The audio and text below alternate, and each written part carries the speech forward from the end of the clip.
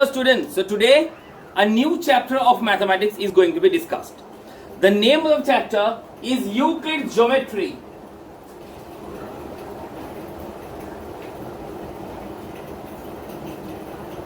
Now, what this Euclid geometry is all about? Is Euclid geometry all about? Euclid geometry একজন महान mathematician ছিলেন mister Euclid. उसने कुछ एक्सियोम्स और पोस्टुलेट्स दिए, कुछ रूल्स दिए हैं. वो रूल्स ही तुमको पढ़ना है. This basically theoretical chapter. इसमें कोई फॉर्मूला लगा के कोई मैथ्स निकालना, कोई कैलकुलेशन करना, कोई प्रूफ दैट करना, ऐसा नहीं होता. ठीक है. इसमें कुछ कुछ थ्योरम्स है. वो थ्योरम कुछ एक्सियोम्स और पोस्टुलेट्स है. सर, थ्योरम और एक्सियोम पोस्टुलेट में अंतर क्या है? Theorems basically they are the proven laws. Theorem are the proven laws. एक ऐसा लॉ है जिसका कोई लॉजिकल प्रूफ है और वो हर जगह एप्लीकेबल होता है. Is universal. कहीं भी उसको रोकता या कोई उसको मतलब टोक नहीं सकता, कोई उसको गलत नहीं कर सकता. ये है थ्योरम. बोलते ना, जैसे हम लोग बहुत सारे थ्योरम पढ़ते हैं ना, जैसे लाइट में laws of reflection, laws of refraction, फिर थ्योरम होता है जैसे क्या बोलेंगे, स्नेल्स लॉ. जैसे बहुत सारा लॉज एंड थ्योरम्स है. वो प्रूफ है. हर चीज का एक ना एक प्रूफ होता है. ओम्स लॉ सबका प्रूफ है. तो they have a proven fact and they can be applicable universally. हर जगह उसको लगा सकते हैं. तो सर, तो ये पोस्टुलेट क्या है?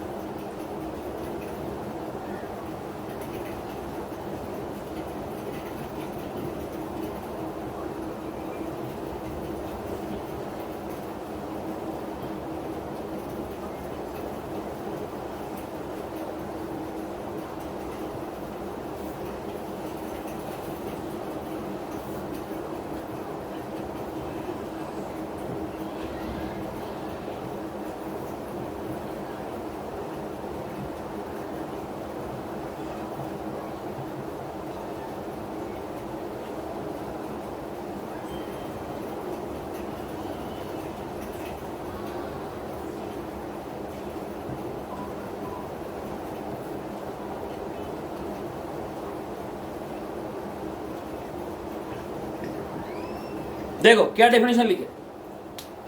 Postulates are the statements. एक स्टेटमेंट है. हम ऐसे बोल दिए कि भाई sun rises in the east. ये क्या है? एक पोस्टुलेट है या फिर ये एक थ्योरम है.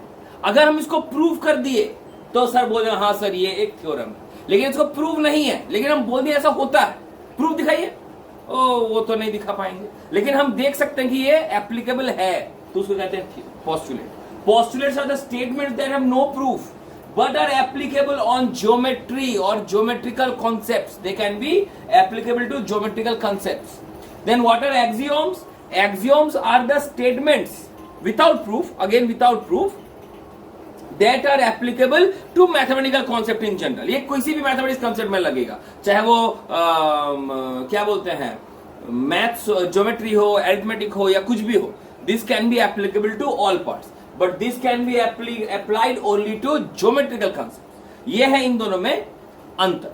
अब है what are the different postulates and what are the different axioms that have been discussed by Mr. Euclid. So we are moving on to first postulates. What are the geometrical postulates? First one. The first postulate states that a straight line may be drawn from any point to another point. Suppose there are 2 points given. इस 2 point के बीच में हम सिर्फ एक ही straight line draw कर सकते हैं. किसी भी 2 पॉइंट के बीच में हम सिर्फ एक ही स्ट्रेट लाइन ड्रॉ कर सकते हैं. ठीक है. ये एक पोस्टुलेट है. इसको आप प्रूव नहीं कर सकते, लेकिन ऐसा होता है. इसका क्या प्रूफ देंगे?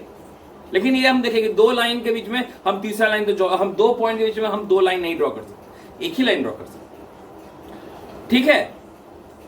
फिर दूसरा बोला है a line can be extended indefinitely. एक लाइन एक तरफ बंद है लेकिन एक तरफ वो खुला है, वो जहां दूर तक इच्छा उसको हम प्रोड्यूस कर सकते हैं।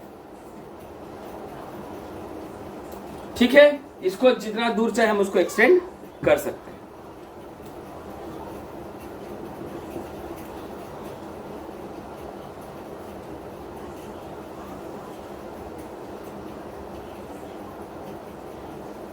What is this? This is a circle with a given center. है ना? तो बोला है कि one can draw a circle with any radius with any center. हम यहां पे सेंटर लिए, हम चाहे तो यहां पे भी सेंटर ले सकते थे, हम चाहे यहां भी सेंटर ले सकते थे, हम चाहे यहां भी सेंटर ले सकते थे। इसका रेडियस लिया हम दिस वन, सपोज 5 सेंटीमीटर, हम चाहे तो इसका रेडियस 10 सेंटीमीटर ले सकते थे। Means the centre of a circle या फिर the radius of a circle is not fixed, हम जितना मन चाहे उसको ऊपर नीचे बड़ा छोटा कर सकते हैं। Next, all right angles are equal.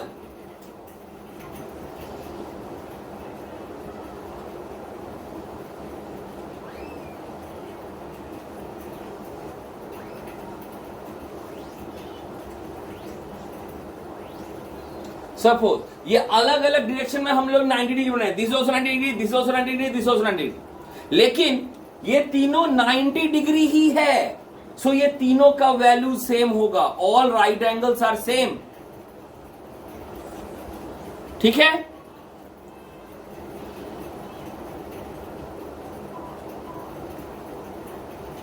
सही है। तो देखो बोल देते हैं, इसका क्या था कि all right angles are equal to one another, मतलब अगर जितना सारा राइट एंगल तुम जिस भी शेप से बना, जैसे भी जितना भी लेंथ, जैसे ये मान लो ये राइट एंगल है इतना बड़ा और ये राइट एंगल छोटा, लेकिन ये राइट एंगल इतना बड़ा है। अरे भाई इसके लेग्स बड़े हैं, एंगल तो 90 डिग्री ही है, मतलब all these are same. Postulate क्या बोला है? द फिफ्थ वन, ये पैरेलल लाइन से इंस्पायर्ड है। देखो पैरेलल में क्या बोले थे कि the distance between the lines are always equal, distance हमेशा सेम रहेगा। लेकिन अगर ऐसा लाइन मिले where the distances are not equal,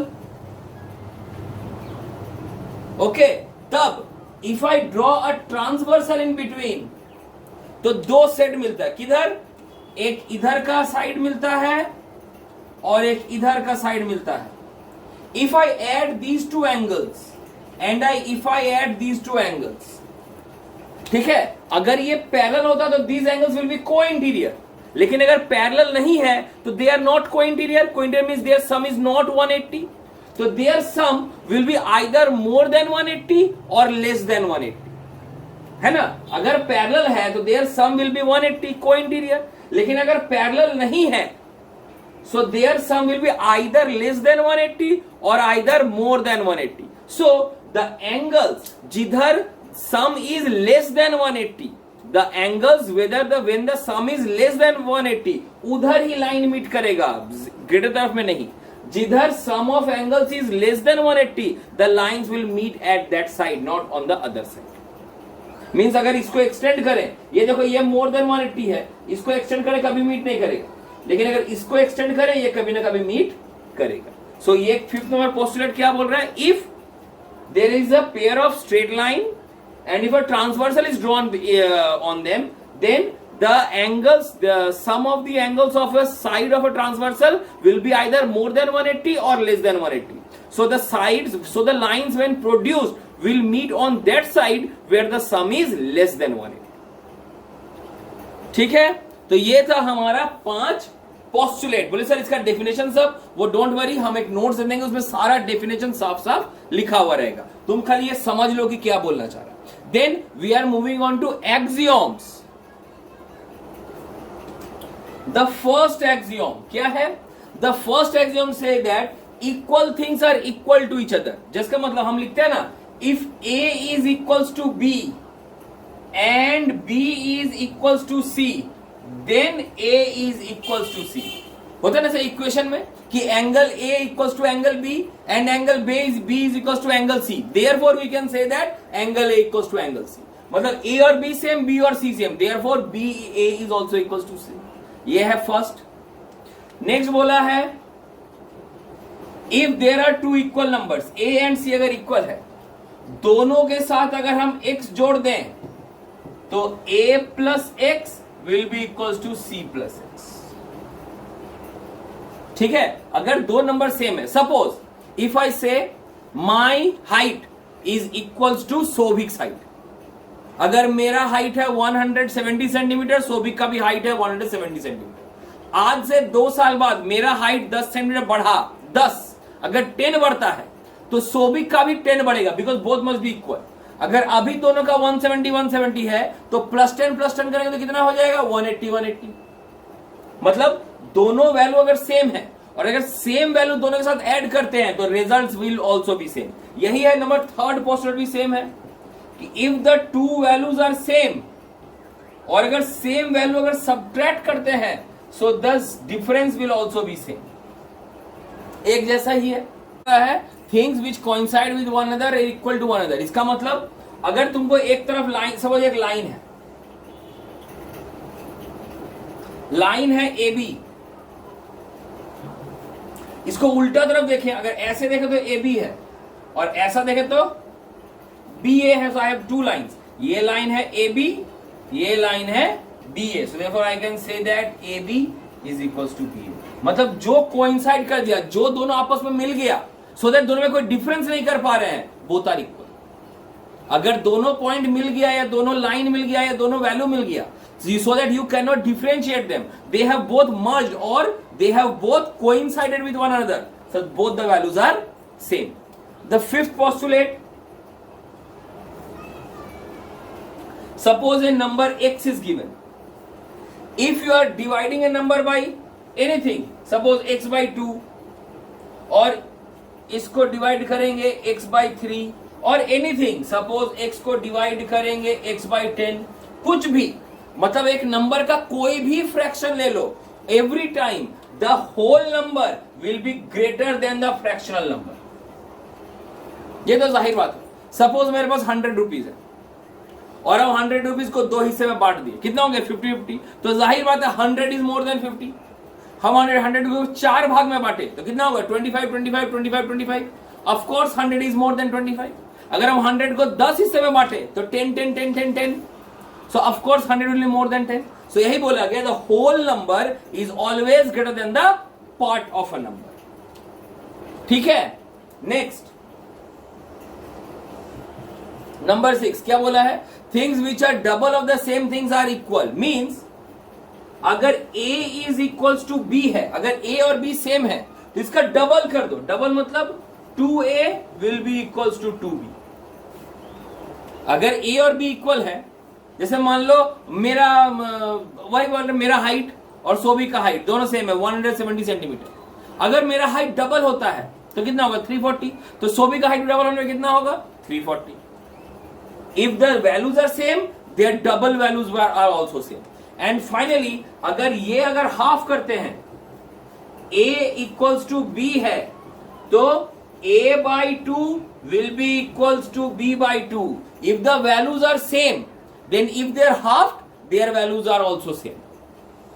ठीक है, ये सब कुछ स्टेटमेंट है, इसको प्रूव करना नहीं होता बिकॉज इसका प्रूफ नहीं है। आगे बोल दीजिए एक्सियोम्स एंड पोस्टुलेट्स अगर प्रूफ होए ना, but these statements can be easily seen in our day to day activities or in our they can be applied in our day to day calculations, that's why ये सब पढ़ना जरूरी है।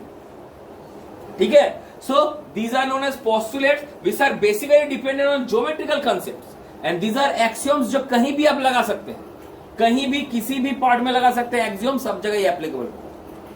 ठीक है, नाउ अब basic definitions of geometry, Euclid geometry नाम है चैप्टर का, तो तुमको तो पता होना चाहिए कि what is line, what is angle, what is line segment, what is a vertex, what are legs, ये सब तुमको जानना पड़ेगा। तो ये डेफिनेशंस कुछ हम तुमको बतला दें। Certain definitions of geometry. पहला डेफिनेशन क्या है sir, what is a point. What is a point, geometry शुरू होता है पॉइंट से, तो point is a geometrical dot which has neither length nor breadth. A dot having neither length nor breadth is known as point. एक point क्या, एक simple छोटा सा डॉट जिसका कोई लेंथ भी नहीं है, कोई ब्रेथ भी नहीं, इसको मेजर भी नहीं कर सकते, that is called a point. लेकिन what is called a line, point के बाद आता है line. Line means a collection of many points, collection of many point, ये एक पॉइंट, उसके बाद में ये एक पॉइंट, फिर ये एक पॉइंट, फिर ये एक पॉइंट, बहुत सारे पॉइंट अगर एक के बाद अगर हम लगाते चले like this, so what I am getting a line. Line is a collection of many points having only length but no breadth. Point is a geometrical dot or geometrical location having having neither length nor breadth. लेकिन what is line? Line is a collection of many dots or many points having only length but no breadth. फिर है what is plane? Plane is the area bounded by 3 or more lines.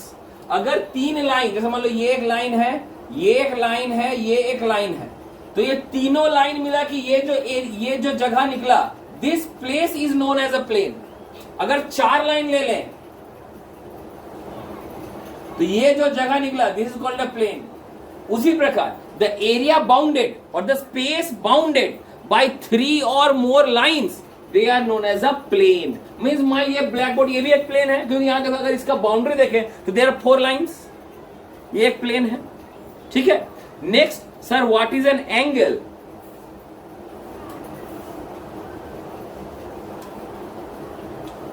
ठीक है. The circular gap between 2 rays sharing a common vertex is known as angle.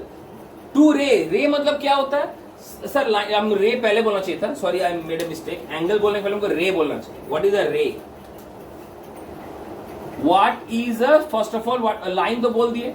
A line has only length, it has no breadth. Then what is a line segment?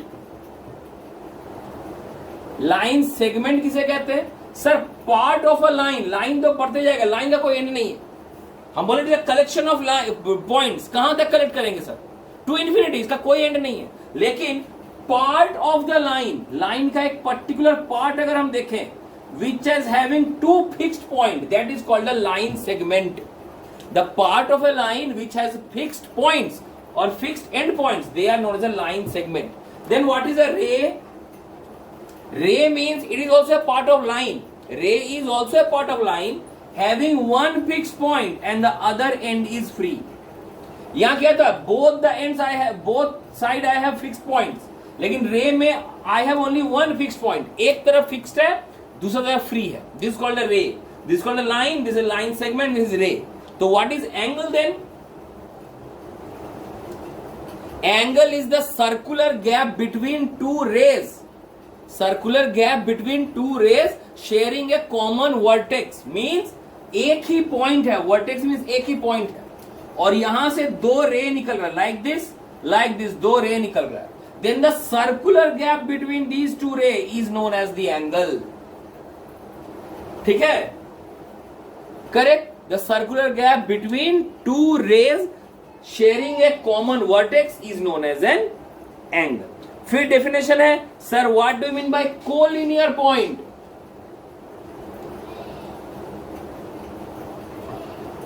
Collinear point का मतलब if 2 और more points और 3 or more points lie on a same line. If 3 or more points lie in a same line. Sir अब 3 क्यों बोले, 2 क्यों नहीं?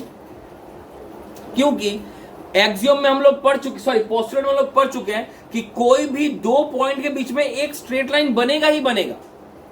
लेकिन वो लाइन स्ट्रेट होगा कि नहीं, इसका प्रूफ करने के लिए I need actual 3 points. That's why वो जो कोऑर्डिनेट ज्योमेट्री चैप्टर में तुमको 3 पॉइंट निकालने बोल रहे थे वो लाइन बनाने के लिए, है ना. वो टेबल जब बना रहे थे एक्स और वाई का, I asked you to make at least 3 points. क्यों? जब तक 3 पॉइंट्स नहीं बनाएंगे तब तक चेक नहीं होगा कि वो स्ट्रेट है या नहीं. क्योंकि अगर 2 पॉइंट्स बोले, 2 पॉइंट्स में हमेशा स्ट्रेट लाइन ही बनेगा. लेकिन 3 पॉइंट्स अगर ऐसे रहा तो स्ट्रेट, लेकिन अगर 3 पॉइंट्स अगर मान लो ऐसे रहा तो ये स्ट्रेट लाइन नहीं बनेगा, है ना. So what are collinear points? If 3 points lie in a such a way that they can fall on a straight line, those 3 points are known as collinear points. Then what is sir concurrent lines? concurrent lines. If two or more lines pass through the same point, अगर देखो ये एक line है, ये एक line है, और sir ये भी एक लाइन है, all the three lines are passing through the same point, एक ही पॉइंट से तीनों लाइन पास कर रहा है, then these three lines are known as concurrent lines. समझ में आ गया?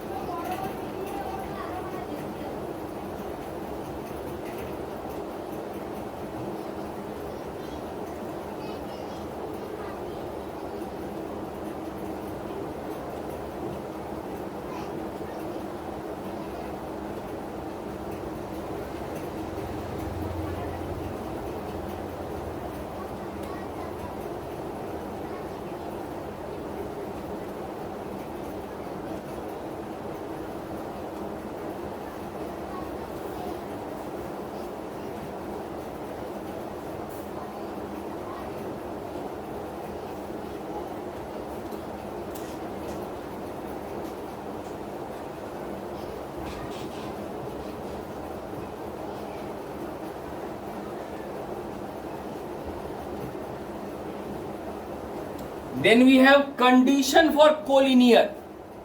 एक straight collinear मतलब straight line. The points are lying on a straight line.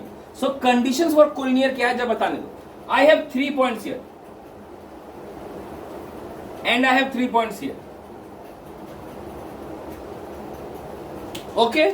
इन तीनों का distance देखो. This is the distance 1. This is the distance 2, and this is the distance 3. यहां से यहां के बीच में इस डिस्टेंस 1, यहां के यहां के बीच में इस डिस्टेंस 2, और यहां से यहां के बीच में इस डिस्टेंस 3. तो अब देख के यहां से कुछ पता चल रहा है. इफ अगर 1 + 2 = 3, देखो यहां 1 + 2 इज नेवर इक्वल टू 3, क्योंकि ट्राइंगल का रूल क्या है कि sum of two sides is always greater than the third side.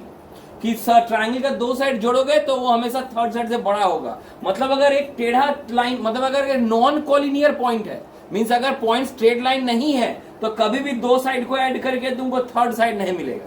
लेकिन अगर स्ट्रेट लाइन है तो हमेशा 2 डिस्टेंस को ऐड करके तुमको थर्ड डिस्टेंस मिलेगा.